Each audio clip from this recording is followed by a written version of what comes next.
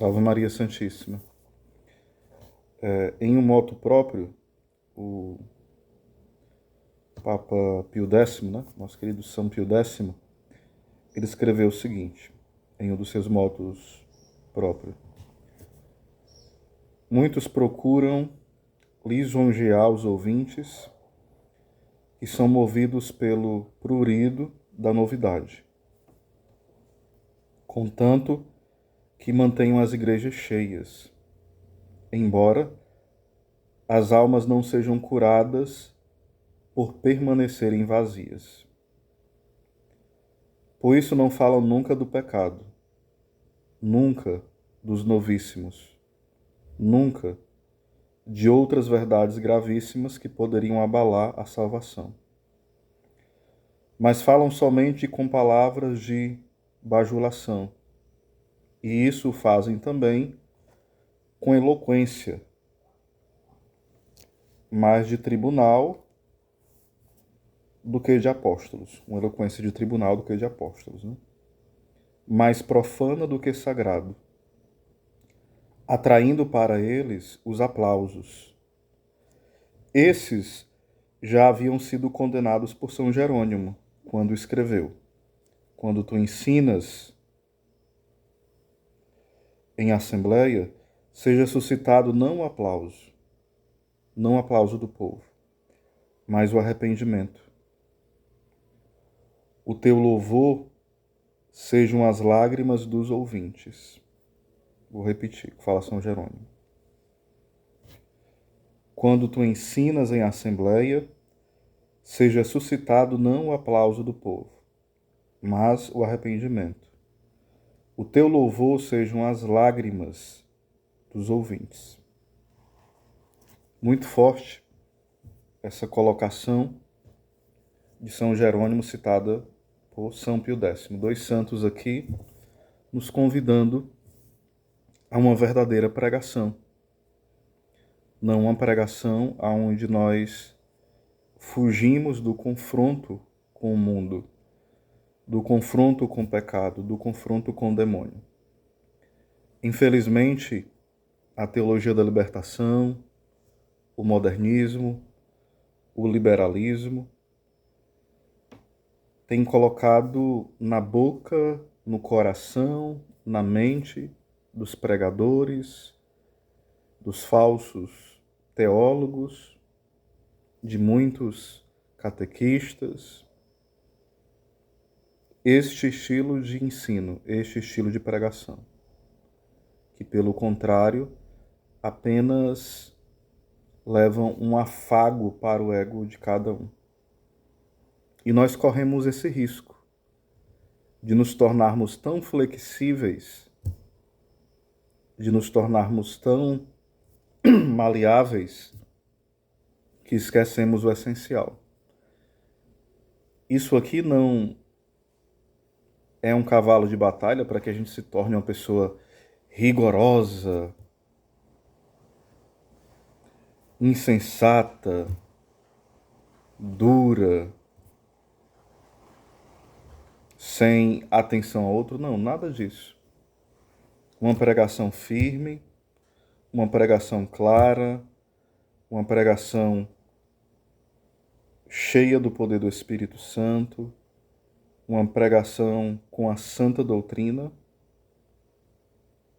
Não precisa abandonar a misericórdia, não precisa abandonar também a ternura, não precisa abandonar um coração cheio de compaixão. Pelo contrário, a firmeza, a verdade da fé, a clareza da fé é movida pela verdadeira caridade, pela compaixão pelas almas.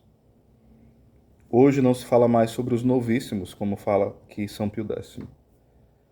Qual é o local que você vai que as pessoas explicam sobre o inferno? Qual é o local que você vai que as pessoas explicam sobre o céu? Qual é o local que você vai que as pessoas explicam sobre o purgatório? Talvez fale até o nome, e é se falar. Quais são as pregações que você vai que dizem com clareza o que é o pecado mortal, o que é a condenação eterna, o que é a dureza de coração, o que é a impenitência final, o que são os pecados veniais, o que é a mornidão, o que é a vida espiritual. Então, tudo isso são temas que são extremamente necessários nos nossos tempos, porque nós estamos mais preocupados em autoajuda, nós estamos mais preocupados em ambientalismo, nós estamos mais preocupados em um culto, isso mesmo, infelizmente. No lugar de termos um respeito, um cuidado com os animais, hoje existe um culto, uma idolatria pelos animais. Você liga nos programas de TV, você liga em reportagens, documentários, a forma que é tratado os animais é uma forma cultual. E isso tem trazido um grande malefício para as famílias. O não saber a hierarquia das coisas, o valor de uma pessoa humana, o valor de uma planta, o valor dos animais, que são os anjos, quem são os anjos, Deus que é o centro de tudo, a razão da nossa vida. Tudo está em desordem.